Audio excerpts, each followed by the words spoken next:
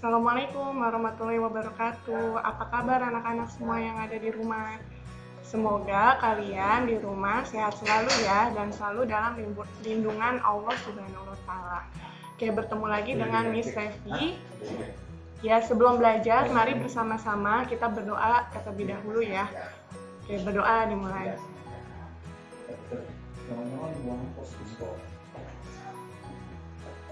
Oke, sudah selesai berdoanya? Kalau sudah selesai, kita lanjut ke materi. Oke, materi tematik 4B subtema 1. Oke, kita udah ganti buku ya, Kak. Oke, materi buku yang 4B itu judulnya selalu berhemat energi. Miss Revi di sini akan menyampaikan sub materi yang pertama. Sub materi yang pertama itu adalah sumber energi. Oke, Miss Revi di sini akan menjelaskan ya. Mari kita menyimak penjelasan materi dari Miss Revi yuk. Oke, di sini materinya ya Kak, pembelajaran pertama. Pembelajaran pertama itu kita akan belajar tentang gagasan pokok dan gagasan pendukung. Ya, ketemu lagi Kak, kemarin kan sudah dijelasin materi yang sebelumnya, nah sekarang kita ketemu lagi dengan gagasan pokok dan gagasan pendukung. Oke, di pelajaran Bahasa Indonesia. Terus, percobaan perubahan energi matahari. Oke, ini ada di pembelajaran IPA. Terus, sumber daya alam dan pemanfaatannya itu ada di pelajaran IPS. Pembelajaran kedua, kita akan belajar tentang perbedaan hak dan kewajiban dalam pembelajaran PPKN dan tinggi rendah nada pada lagu dalam pembelajaran SBDP. Pembelajaran ketiga, kita akan belajar tentang informasi pada teks bacaan. Itu ada di pembelajaran Bahasa Indonesia dan mobil roket angin. Oke, itu ada di pembelajaran IPA. Di pembelajaran 4, menuliskan gagasan pokok dan gagasan pendukung. Oke, ini menuliskan ya Kak, gagasan pokok dan gagasan pendukungnya. Itu di pembelajaran Bahasa Indonesia dan hak dan kewajiban dalam penggunaan energi listrik. Oke, itu dalam pembelajaran PPKN. Selanjutnya di pembelajaran 5 kita akan belajar tentang manfaat sumber daya alam untuk kesejahteraan masyarakat. Itu di pembelajaran IPS dan menyanyikan lagu daerah di pembelajaran SBDP. Oke, untuk pembelajaran 6 kita akan belajar tentang manfaat kerjasama dalam menjalankan hak dan kewajiban. Oke, itu ada di pembelajaran PPKN dan menemukan gagasan pokok dan gagasan pendukung ada di pembelajaran Bahasa Indonesia. Oke, kita masuk ke pembelajaran pertama ya Kak. Oke, pembelajaran pertama itu, oke, Miss Revi ulang lagi ya, materi yang sebelumnya tentang gagasan pokok. Oke, gagasan pokok adalah ide pokok atau ide utama yang terdapat dalam sebuah paragraf. Biasanya terdapat di awal atau di akhir paragraf. Ya, gagasan pokok itu biasanya dia terdapatnya di awal atau di akhir paragraf. Oke, gagasan pendukung. Gagasan pendukung adalah gagasan yang berisi penjelasan-penjelasan yang mendukung gagasan pokok. Oke, ini diulang lagi ya Kak, materi yang sebelumnya. Oke, gagasan pendukung itu adalah gagasan yang berisi penjelasan-penjelasan yang mendukung dari gagasan pokok.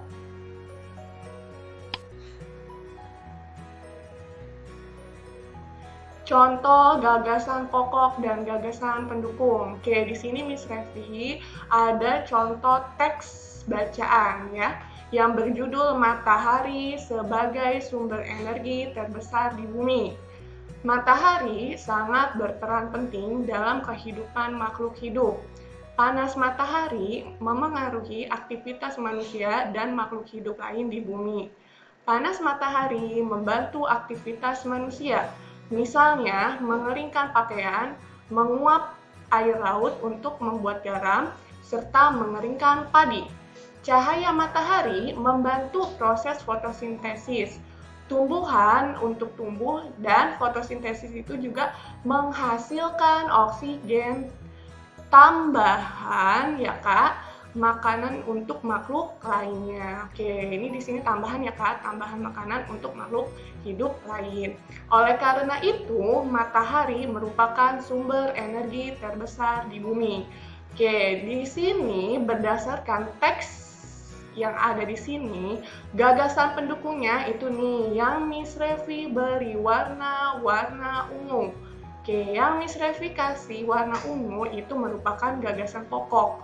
Oke, dan maaf ya Kak, itu merupakan gagasan pendukung yang Miss Revi beri warna ungu. Nih ya Kak, ini merupakan gagasan pendukung.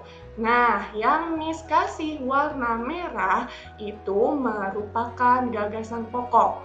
Biasanya gagasan pokok itu terdapat di awal, di tengah, atau di akhir dari sebuah paragraf. Biasanya gagasan pokok terdapatnya di situ Kak, di awal, di tengah, atau di akhir paragraf ya.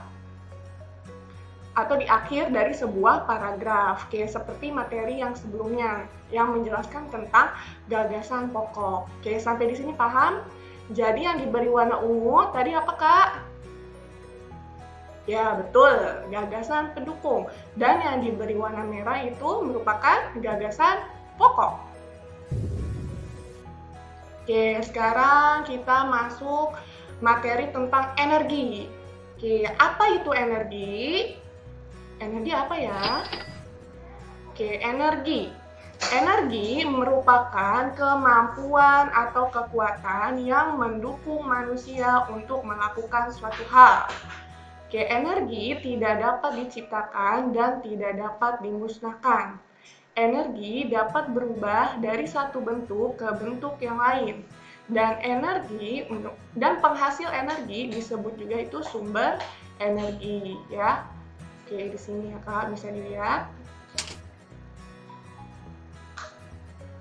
Oke, sekarang percobaan perubahan energi matahari. Oke, bisa dilihat juga ya Kak di bukunya halaman 4. Oke, percobaan perubahan energi matahari. Oke, di sini Miss Revi ada contoh gambar. Gambar sapu tangan yang basah ya. Oke, sapu tangan yang basah Miss letakkan di bawah sinar matahari, yang satu. Dan yang dua, Miss Revi letakkan di dalam ruangan kelas. Nah, menurut kalian kira-kira yang cepat mengering itu sapu tangan yang berada di mana? Di bawah sinar matahari ataukah yang ada di dalam ruang kelas? Oke. Yang cepat kering itu sapu tangan yang berada di bawah sinar matahari. Oke, kenapa dia cepat kering? Karena dibantu oleh cahaya matahari. Jadi, sapu tangannya yang basah itu menjadi cepat kering. Dan sapu tangan yang lama mengering itu ada di dalam ruangan kelas. Kenapa? Oh, dia lama mengeringnya, Miss? Oke, karena dia tidak terkena cahaya atau sinar matahari. Oke, jadi sapu tangannya itu lama mengering. Oke, nah sekarang sumber daya alam dan pemanfaatannya. Oke, di sini ada gambar sawah ya Kak. Oke, sawah. Oke. Nah, di sini ada gambar sawah. Pak petani, menanam padi di sawah. Sumber daya alam dan pemanfaatannya. Jadi Pak petani memanfaatkan sawah untuk menanam padi. Jika sudah masa panen, maka padi tersebut akan dijual dan dikonsumsi oleh kita sebagai nasi dalam kehidupan sehari-hari. Itu contoh sumber daya alam dan pemanfaatannya. Nah di sini Miss Revi ada gambar pantai. Nelayan memanfaatkan pantai, untuk apa? Ada yang tahu? Coba dikasih waktu 2 detik untuk berpikir. Oh, terlalu cepat ya, 2 menit. Sudah. Nelayan memanfaatkan pantai ya di sekitar pantai atau laut itu untuk apa? Pemanfaatan sumber daya alamnya, Kak? Menangkap ikan ya, atau biota laut ya, yang akan dijual oleh nelayan. Oke, sehingga nelayan tersebut menghasilkan uang. Oke, lanjut ke pembelajaran kedua. Oke, pembelajaran kedua di sini materinya tentang perbedaan hak dan kewajiban dalam masyarakat. Hak dan kewajiban merupakan hal yang penting, yang merupakan hal yang saling berkaitan dan memiliki peran penting. Hak dan kewajiban merupakan sesuatu yang mutlak kita miliki dan dilakukan dengan penuh rasa tanggung jawab. Oke, diulang lagi ya, Kak. Hak dan kewajiban merupakan hal yang saling berkaitan dan memiliki peran penting. Hak dan kewajiban merupakan sesuatu yang mutlak kita miliki dan dilakukan dengan penuh rasa tanggung jawab. Oke, hak. Oke, apa sih yang dimaksud dengan hak? Hak merupakan sesuatu yang harus dimiliki dan juga didapatkan oleh setiap orang. Hak juga dapat diartikan sesuatu yang benar menjadi milik kita dan tergantung kepada diri kita sendiri. Oke, di sini ada contoh gambar hak. Dibalikin. Sebelumnya. Oke, di sini ada gambar contoh hak ya, Kak. Oke, di sini ada gambar anak-anak. Oke. Kalian, sebagai anak, ya haknya itu apa saja sih? Oke, yang sudah kalian terima atau yang sudah kalian dapatkan. Oke, sebagai anak, kalian haknya itu memperoleh kasih sayang dari orang tua. Nih, Kak, ada gambarnya ya. Oke, dan memperoleh pendidikan. Oke, di sini ada gambarnya. Itu merupakan beberapa contoh hak pada anak, ya, pada kalian ya, Kak. Oke, di sini ada kewajiban. Apa sih yang dimaksud dengan kewajiban? Kewajiban adalah sesuatu yang wajib dan harus dilaksanakan oleh setiap orang atau kelompok dengan penuh rasa tanggung jawab. Diulang sekali lagi ya, Kak. Kewajiban adalah sesuatu yang wajib dan harus dilaksanakan oleh setiap orang atau kelompok dengan penuh rasa tanggung jawab. Oke, di sini ada gambar contoh kewajiban. Nah, gambarnya sama seperti yang tadi ya. Anak. Oke, contoh kewajiban sebagai anak. Oke, kalian kan sudah menerima hak. Nah, berarti kalian juga harus melakukan kewajiban. Nah, kewajiban sebagai anak itu adalah belajar. Ya, Kak, kalian harus belajar. Di sekolah, di rumah harus tetap belajar. Tingkatkan terus semangat belajarnya ya, karena merupakan kewajiban kalian sebagai anak. Terus di sini juga ada gambar membantu orang tua. Ya, itu merupakan beberapa contoh kewajiban yang harus kalian lakukan sebagai seorang anak. Oke, lalu kita akan mempelajari materi tentang tinggi rendah nada. Oke, di sini ada nada ya, Kak. Do, re, mi, fa, sol, la, si, do. Oke, jika ada titik di bawah, itu disebutnya dengan nada rendah. Oke, do, re, mi, fa, sol, la, si, do. Oke, di sini tidak ada titik ya, Kak. Oke, itu disebutnya dengan nada yang sedang. Oke, do, re, mi, fa, sol, la, si, do. Di atasnya ada titik nih, Kak. Oke, ini merupakan nada tinggi. Oke, diulang lagi ya. Jika ada titiknya di bawah, itu merupakan nada rendah. Jika tidak ada titik, merupakan nada sedang. Dan jika titiknya di atas, itu merupakan nada yang tinggi.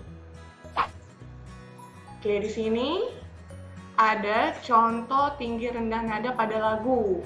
Bisa dilihat ya, Kak, di sini ada contohnya, lagu Nyinyur Hijau. Oke, ciptaan R. Maladi. Bisa dilihat juga buku paketnya.